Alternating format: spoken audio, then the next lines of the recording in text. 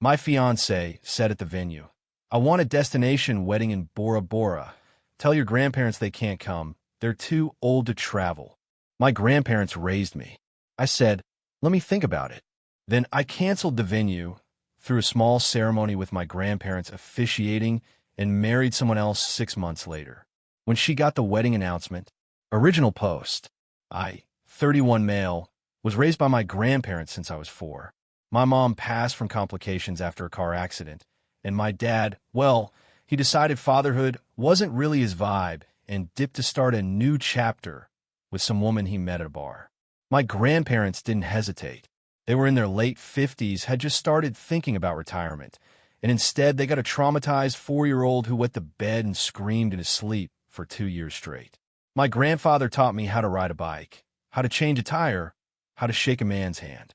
My grandmother taught me how to cook, how to budget, how to sit with someone who's hurting without trying to fix it. They're the reason I'm a functioning adult. Full stop. So when I got engaged to my fiancée after 3 years of dating, the one thing I said from day one was, my grandparents are not optional. They walk me down the aisle. They sit front row. They're the reason any of this is happening. She said she understood. She said she loved that about me. She said, and I quote, "Your devotion to them is one of the reasons I fell in love with you." Cool. Remember that line. It ages like milk. We've been engaged for about 5 months. Wedding planning was a lot. I'm not going to pretend I was super involved in the aesthetic stuff. She wanted a certain vibe. I said go for it. But I was handling the budget because I'm an accountant and also because her spending impulses are, let's say, ambitious. We'd agreed on a $35,000 budget. Her parents were contributing $10,000. My grandparents insisted on giving us $8,000, which I tried to refuse, but my grandmother literally said, "You will take this money or I will be offended until I die." And the rest was from our savings. We'd already put a deposit on a venue. Nice place. Indoor, outdoor, capacity for 150, 20 minutes from my grandparents' house. Perfect. Then one Saturday, we're at the venue doing a walkthrough with the coordinator, and my fiancée gets this look on her face. You know the look. The one where someone's about to say something they've been rehearsing in the shower for a week. She goes, "Babe, I've been thinking. What if we did a destination wedding instead? Like Bora Bora?" I laughed. Literally laughed. Because Bora Bora? On our budget? Ma'am. She didn't laugh. She pulled out her phone and showed me a Pinterest board with like 400 pins. Overwater bungalows, sunset ceremonies, the whole fantasy. She'd been planning this parallel wedding in her head for weeks apparently. I said, "That's beautiful, but that's like $80,000 minimum. We don't have that." She said her parents would probably increase their contribution and that we could figure it out. Then she said the thing. And honestly, babe, it would solve the guest list problem. We could keep it small, like really small. And your grandparents, I mean, they're in their 80s. The flight alone is like 15 hours with a layover. It's not realistic for them. We'd be doing them a favor by not putting them through that. You could just FaceTime them during the ceremony. FaceTime them. FaceTime them. I didn't say anything for a solid 10 seconds. The venue coordinator suddenly became very interested in her clipboard. I said, "Let me think about it." That's what I say when I'm so angry I can't trust my own mouth. My grandmother taught me that. When you're furious, buy yourself time. Anger makes you honest, but not always accurate. We drove home in silence. She kept glancing at me, and at one point she said, "You're not seriously mad about this, right? I'm trying to plan our dream wedding." I said, "Let me think about it." That night, I didn't sleep. I laid there running through every conversation we'd had about my grandparents, every time she'd smiled at them at Sunday dinner, every time she called my grandmother Gram, like she was part of the family. And I started seeing things differently. The way she'd sigh when I said we were going to their house again. The way she'd check her phone through my grandfather's stories. The way she'd suggested we scale back holiday visits because we need our own traditions. I wasn't just mad about Bora Bora. I was mad because I've been ignoring a pattern. The next morning, I called the venue and asked about the cancellation policy. The coordinator told me we'd lose the $2,500 deposit, but could cancel without further penalty if we did it within the next 10 days. I canceled it that afternoon. I didn't tell my fiancé for 3 days. During those 3 days, She sent me Bora Bora resort links every single day. She created a shared Google Doc titled Our Dream Wedding with a budget breakdown that assumed her parents would give $25,000. They had offered $10,000, and she hadn't even asked them about more, and that my grandparents' $8,000 would go toward flights for us and her parents. Her parents. Using my grandparents' gift to fly her parents to Bora Bora while my grandparents watched on FaceTime. On day 3, I sat her down and said, I canceled the venue. Her face lit up. She literally gasped and said, Oh my God, are we doing Bora Bora? No, I canceled the venue because I'm canceling the wedding. I can't marry someone who would ask me to exclude the 2 people who raised me so she can take photos in an overwater bungalow. The conversation that followed was about 2 hours of her cycling through every stage of manipulation. Tears first, then bargaining. What if they come, but just to the reception part? Then anger. You're choosing 2 old people over our future. Then guilt. I've already told my friends. Do you know how embarrassing this is? The 2 old people line was the one that sealed it. Not because it was the worst thing she said, but because she said it so naturally. Like she'd thought it before. Many times. I moved out of our apartment that weekend. Stayed with my buddy from work for a few weeks until I found my own place. She kept my grandparents' $8,000 check, by the way. I'd already given it to her to hold for the wedding fund. I asked for it back. She said she'd already deposited it, and that it was for the wedding. And since I was the one breaking things off, she considered it hers. $8,000. My grandparents' money. Gone. That's where part 1 ends. I know this is already long, but trust me, it gets way more insane. Update 1, 3 weeks later. All right, y'all. I did not expect the first post to blow up like that, so thank you for the support. Some of you were asking for an update, and honestly things have escalated in ways I couldn't have predicted, so here we go. First, the money. A lot of you told me to take her to small claims court for the $8,000. I talked to a lawyer buddy, and he said I could try, but it would be messy. The check was made out to both of us. She deposited it into her personal account, and she'd argue it was a gift for the wedding. He said I'd probably win, but it would cost me time and money and stress. My grandfather, when I told him what happened, just shook his head and said, that money bought you the truth about her. That's worth more than $8,000. I swear that man drops wisdom like he's being paperword. So I let it go. Not because she deserved to keep it, but because I didn't want to spend the next 6 months in court staring at her face. Now, here's where it gets spicy. About a week after I moved out, I started getting texts from her mother. Not angry texts at first, more like passive-aggressive wellness checks. Just checking on you, sweetie. We're all so worried. She's barely eating. Then, I hope you know what you've done to our family. Then, my personal favorite, her father and I spent $10,000 on this wedding, and you just threw it away like it was nothing. Ma'am, you spent $10,000 on a wedding your daughter torpedoed by trying to exclude my elderly grandparents. Direct your complaints accordingly. But it didn't stop there. Her mother started calling my grandmother, telling her that I was making a huge mistake, that her daughter was the best thing that ever happened to me, and that my grandparents were being selfish by not encouraging me to work things out. My grandmother, God bless her, handled it with more grace than I would have. She said, Ma'am, my grandson makes his own decisions, and I trust every single one of them. Please don't call this number again. And then she blocked her. But here's the part that really got me. 2 weeks after the breakup, I found out through a mutual friend that my ex had been telling everyone a completely different story. According to her version, I had cold feet and couldn't handle the pressure of commitment. She told people I had intimacy issues and that she'd been trying to help me work through them. She never mentioned Bora Bora. She never mentioned my grandparents. She painted herself as this patient, loving woman who got blindsided by a man who couldn't grow up. When I heard that, I'll be honest, it stung. Because I have friends in that circle, people I've known for years, and some of them were buying it. I thought about posting the Google document, our dream wedding budget where she allocated my grandparents' money for her parents' flights. I thought about screenshotting every Bora Bora text, but my grandfather said something that stuck. People who know you don't need an explanation. People who don't know you won't believe one. So I said nothing publicly, but I did have quiet conversations with the friends who mattered. I showed them the texts.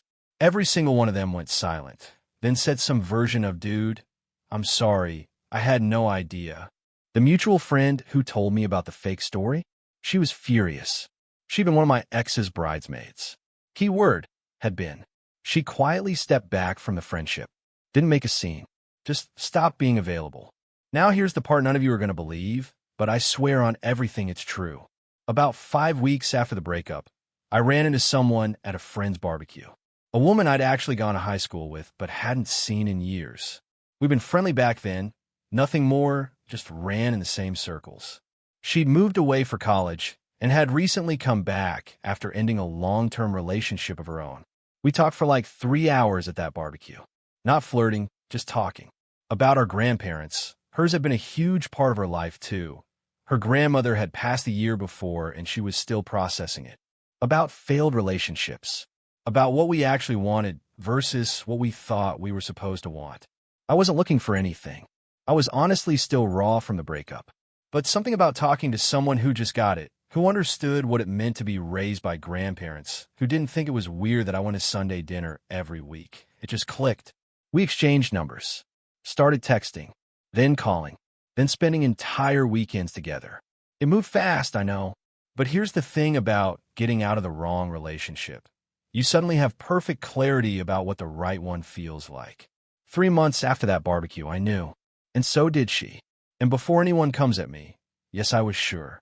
When you spend 3 years with someone who slowly reveals they don't respect the people who made you who you are, and then you meet someone who tears up when your grandfather tells a story of teaching you to ride a bike, you just know. Meanwhile, my ex was not handling things well.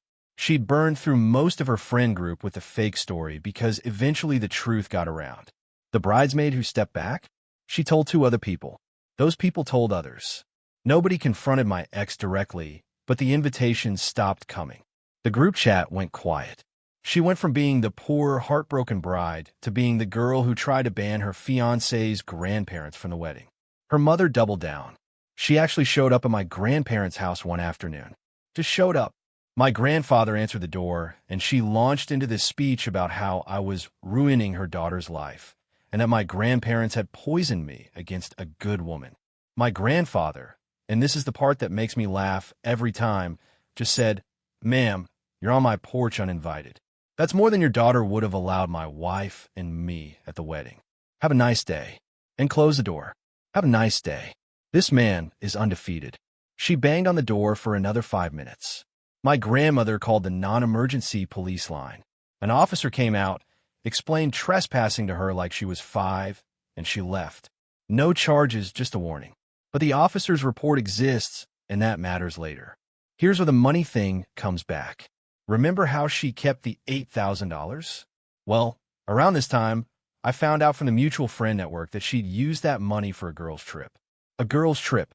My grandparents' $8,000. The money they pulled from their retirement savings to help their grandson start a marriage, funded bottle service, and beach cabanas for my ex and 3 friends. When that detail reached my grandmother, it was the only time I've ever seen her cry about the whole situation. Not angry tears, just this quiet, hurt disappointment. She said, "I saved that money thinking it would help build your home." That moment? That was when I stopped feeling any guilt about how things went down. Update 2, 4 months later. Okay, final update. Buckle up, because this is the one y'all have been waiting for. So remember the woman from the barbecue? 4 months of dating, and it was the healthiest, most honest relationship I'd ever been in. She met my grandparents on our 3rd date, my choice. She was nervous about it being too soon, but I told her these are my parents and I don't hide important people from each other. My grandmother pulled me aside after dinner and said, "That one has a good heart. Don't mess it up." My grandfather just nodded, which from him is basically a standing ovation. At 5 months, I proposed. Simple. At my grandparents' kitchen table after Sunday dinner. She cried. My grandmother cried. My grandfather did not cry, but his eyes were irritated from allergies, which is what he says every time he gets emotional. We planned the wedding in 3 weeks. 3 weeks. No venue coordinator. No Pinterest boards. No destination nonsense. We did it in my grandparents' backyard. The same backyard where I learned to throw a football, where my grandmother taught me to plant tomatoes, where my grandfather and I built a terrible birdhouse that still hangs crooked on the fence. 26 guests. My grandfather officiated. He got ordained online, and he took it more seriously than any ordained minister I've ever met. He wrote his own ceremony. He talked about what marriage actually means, not the Instagram version, but the holding someone's hand in the hospital at 3 a.m. version. There wasn't a dry eye. Even my buddy from work, who once told me emotions are just chemicals, was wiping his face with his sleeve. My grandmother made the cake. 3 tiers. Lemon with cream cheese frosting, which has been my favorite since I was 6. My wife still feels wild to type that. Wore a dress she found at a consignment shop for $200 that looked like it cost 10 times that. I wore my grandfather's suit from his own wedding in 1965. It needed exactly 0 alterations, which my grandmother says is proof that God planned this. Total cost of the wedding, about $3,400. And that includes the food, which we catered from a local barbecue place, because why pretend we're fancy when we're not? It was the best day of my life. Not because it was perfect in the way magazines define perfect, but because every single person there genuinely wanted to be there. Because my grandfather's voice cracked when he said, "I now pronounce you husband and wife," and my grandmother grabbed my wife's hand and said, "Welcome to the family, sweetheart. We've been waiting for you." Now, the fallout. We didn't announce the wedding on social media. We didn't post photos. We told our close circle and left it at that. But my wife's cousin posted a single photo on her Instagram, just us cutting the cake, my grandparents in the background laughing, and tagged my wife. It took 11 days for that photo to reach my ex. I know because at 11:47 p.m. on a Tuesday, I got a text from an unknown number. It said, "You got married? In 6 months? Are you kidding me right now?" I didn't respond, but the text kept coming. "You spent 3 years with me and you couldn't commit. You meet some random girl and marry her in 5 months? Was this your plan the whole time? Were you cheating on me? You had your grandparents officiate? The same grandparents you said couldn't travel to Bora Bora? That last one. The lack of self-awareness was honestly breathtaking. She literally typed that out, read it back, and still hit send. The same grandparents you said couldn't travel. Ma'am, the issue was never that they couldn't travel. The issue was that you wanted to exclude them. They officiated my wedding from their own backyard. That was always the point. I show my wife the texts. She read them, looked at me, and said, she's still mad she lost the argument. Don't engage. So I didn't. Blocked the number. Then her mother texted me from her number. I hope you're proud of yourself. You've destroyed my daughter. She gave you the best years of her life, and you replaced her like she was nothing. The best years of her life. She's 29. Ma'am, your daughter has decades left. This isn't a telenovela. I blocked that number too, but it didn't stop. Over the next 2 weeks, I heard through various people that my ex was telling anyone who'd listen that I was a narcissist who'd been grooming my now wife while we were still together. That the whole breakup was orchestrated so I could be with someone else. That I'd used her for 3 years. The timeline didn't support any of this. I met my wife 5 weeks after the breakup at a barbecue with witnesses, but she wasn't interested in timelines. She was interested in being the victim. Here's the thing, though. By this point, she'd already lost most of her credibility. The real story had spread. People knew about Bora Bora. People knew about the 2 old people comment. People knew about the $8,000 girls trip and the trespassing incident at my grandparents' house. That police report made the rounds too, because the officer who responded happened to go to the same church as one of our mutual friends. Small world. Her social circle shrank considerably. Not because people were cruel about it, but because nobody wanted to be the next person she turned on. She'd shown a pattern. When things didn't go her way, she rewrote the story. People noticed. Last I heard, and this was a few weeks ago, she'd moved back in with her parents. Not because of financial hardship, but because, according to the same mutual friend network, she needed support. Her mother was apparently telling their extended family that I was an abusive ex, which is rich considering the only person who showed up uninvited to someone's home and had the police called on them was her. I don't feel good about how things ended for her. I want to be clear about that. I don't sit around celebrating someone else's downfall. but I also don't feel guilty. She made choices. She chose to disrespect the people who raised me. She chose to keep their money and spend it on a vacation.